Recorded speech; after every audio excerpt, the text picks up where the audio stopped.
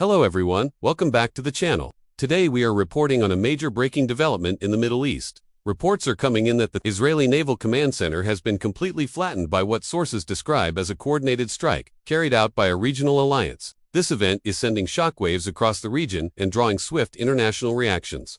The initial information suggests that the strike was carefully planned and targeted one of the most strategic facilities connected to Israel's naval defense structure. Witnesses in nearby areas described loud explosions followed by massive clouds of smoke rising into the sky. The scale of destruction is being described as severe, and authorities have sealed off the area, while emergency services are working on site. Military observers note that this command center was not only symbolic but also operationally critical to Israel's ability to monitor and control naval activity in the Mediterranean. Its sudden destruction is raising questions about how deeply coordinated the attacking alliance has become and what this means for the balance of power in the region. The term Middle East Alliance is being used by several sources, though details about which actors were directly involved remain unclear. The possibility of joint operational planning among multiple forces points to a new phase of regional confrontation.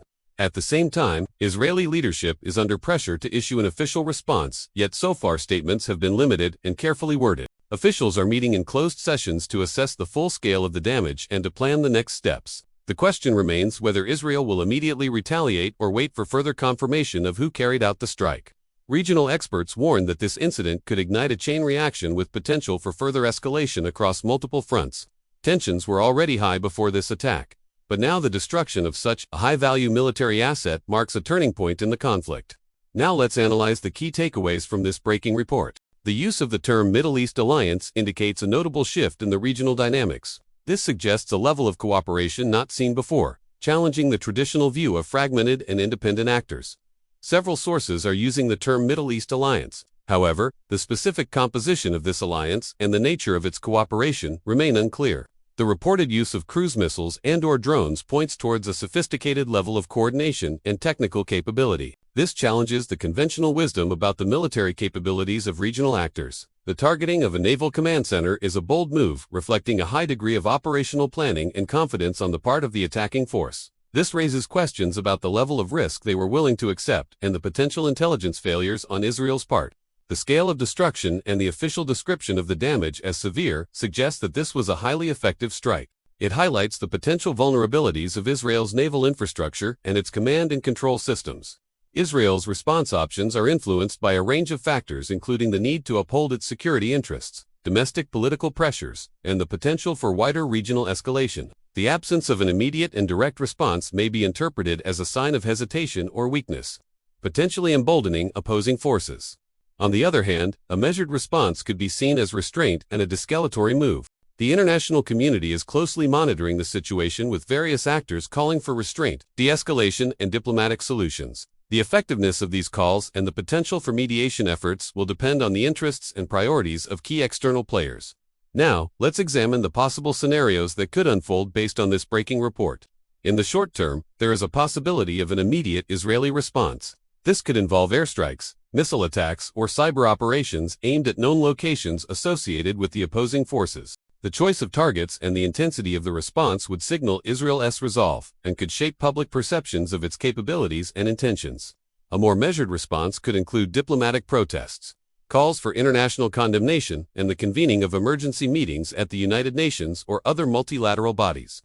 In this scenario, Israel would seek to build a broad international coalition against the actions of the opposing forces. In the medium term, depending on the nature and scale of the initial response, there is a potential for escalation. If the opposing forces perceive the Israeli response as insufficient or symbolic, they may feel compelled to carry out further provocations or attacks. This could lead to a tit-for-tat cycle of violence and increased tensions throughout the region.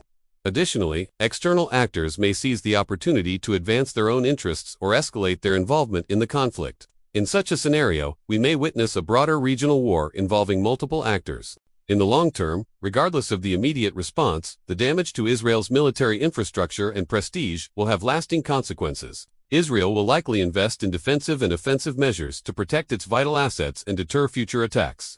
There is also a possibility that the event will lead to a realignment of alliances and partnerships in the region as countries reassess their interests and security arrangements. The long-term impact will also depend on the broader geopolitical context. including the roles of external powers, the state of ongoing conflicts, and the prospects for peace negotiations. Now let's discuss the key questions that remain unanswered and require further investigation. Who were the actors behind the attack? What was the nature and extent of their cooperation and coordination? What intelligence failures or security lapses occurred on Israel's part? How did the attacking force manage to penetrate Israeli defenses? What are the implications of this attack for the regional balance of power? And how will it shape future security arrangements and alliances? How will Israel respond, and what will the nature and scale of that response be? What are the potential consequences of different response options, and how might they affect regional stability? And what role will external actors play in shaping the response and the international implications of this attack? Now let's look at some expert opinions and reactions to this breaking report. Military analyst at a think tank says, quote, "This is a bold and unprecedented attack, the likes of which we haven't seen in the region.